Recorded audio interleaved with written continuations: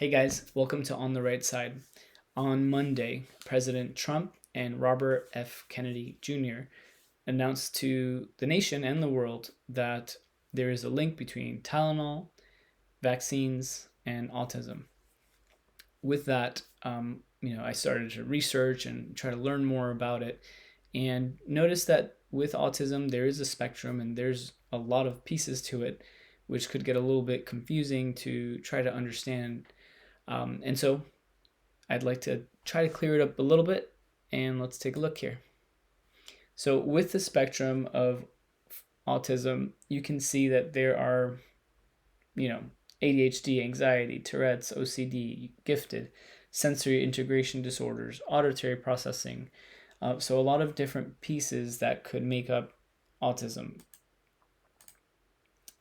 Here we see motor difficulties, communication difficulties, social impediments, repetitive behavior, and one more, anxiety, special interests, literal thinking, body language, imagination, black and white thinking, routines. So as you can see, there's many different things that someone who is autistic, someone suffering with autism, can display. Now, one way that I feel helps to break this up is to look at what parts of the brain are related to these symptoms, right? And so before we go into this image, I just wanted you to think about someone who is blind. And as we've all heard, someone who is blind, their hearing is much more acute. Their sense of touch is much more, it's stronger. Their sense of smell, like all of their senses are more heightened when it comes to how they live their life, being that they don't have their vision. Now, with the autistic brain, if it's related to an injury through a vaccine or an injury through Tylenol, what if that is the same way that our brain begins to function? And so for this example, let's just go with cerebral cortex, that this is the part of the brain that was injured or affected, right? So maybe movements aren't as, you have more rigid movements, sensations, not planning for future, maybe an impediment with social behaviors. And so let's just go with amygdala, right? Responsible for anxiety. This is common in autism. So what if with anxiety now it's more heightened, more elevated? Hippocampus makes memories, so probably really good at remembering a lot of things, which I have noticed with people with autism and different neurodivergent disorders. Temporal lobe, language, okay, so hearing and seeing. So you can also see with autism they could have very good hearing, to the point that loud sounds do affect them negatively. And so with that, we can see that different parts of the brain are actually linked to a lot of these different traits or symptoms that originally you wouldn't really be able to put them together. It's like, how did these all come together, right? Now,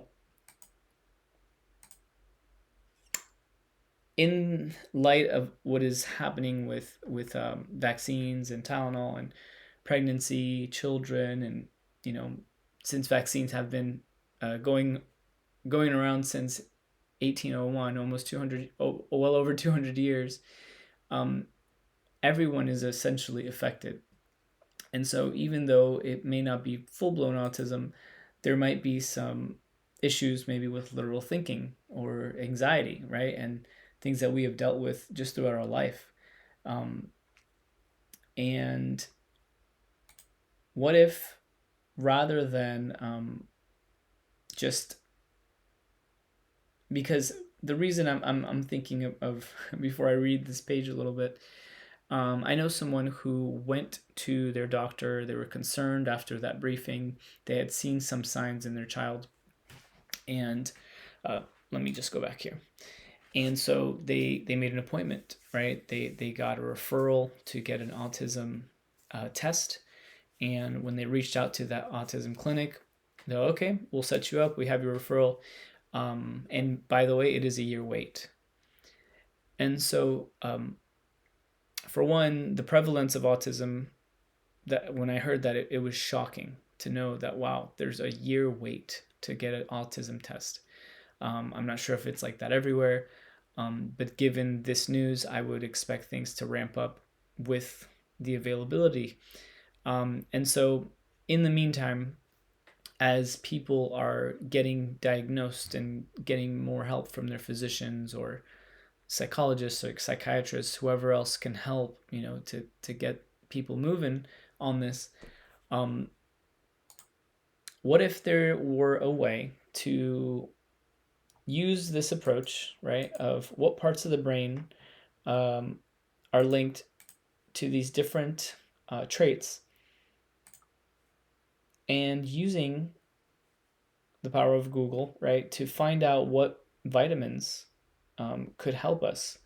Right here, consumption of vitamin D and vitamin K may help with memory disease, mobility, coordination, strength, so sensations, cognition, such as learning and memory, right? As we get more details, it would also be great to have a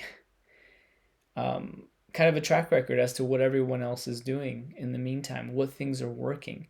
I know a lot of people are not trusting the CDC, the government, Tylenol, acetaminophen manufacturers, vaccine manufacturers. There's a lot of hesitancy with going to get a vaccine right now.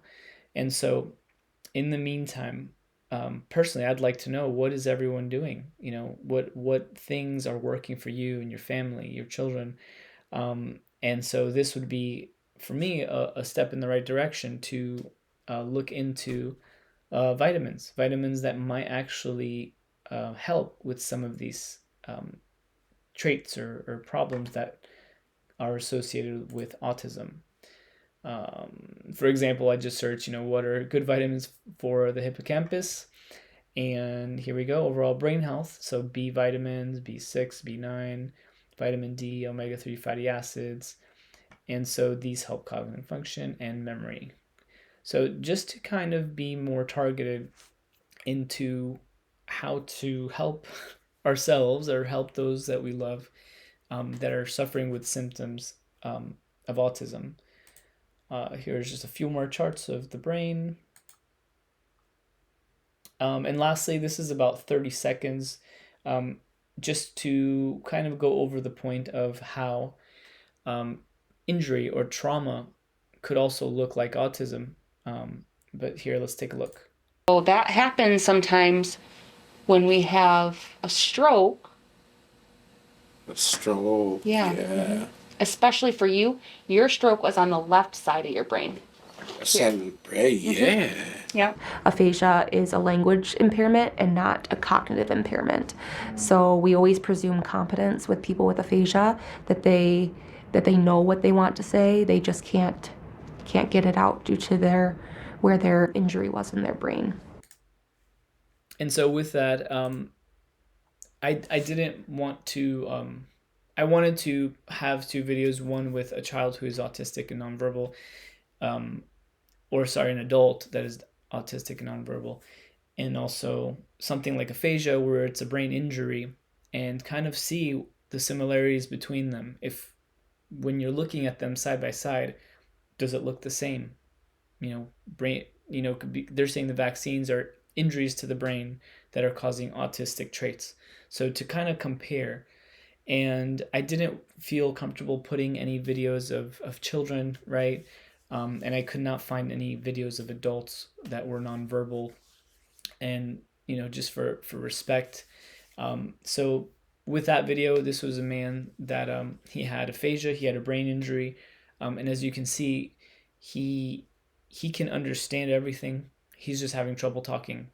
And if you've ever met anyone who is autistic, a lot of times they just have trouble speaking what is on their mind. They are nonverbal, or just they get in those moments where they're stressed out, and they will get angry and upset because they cannot speak. And I did see that for even aphasia as well.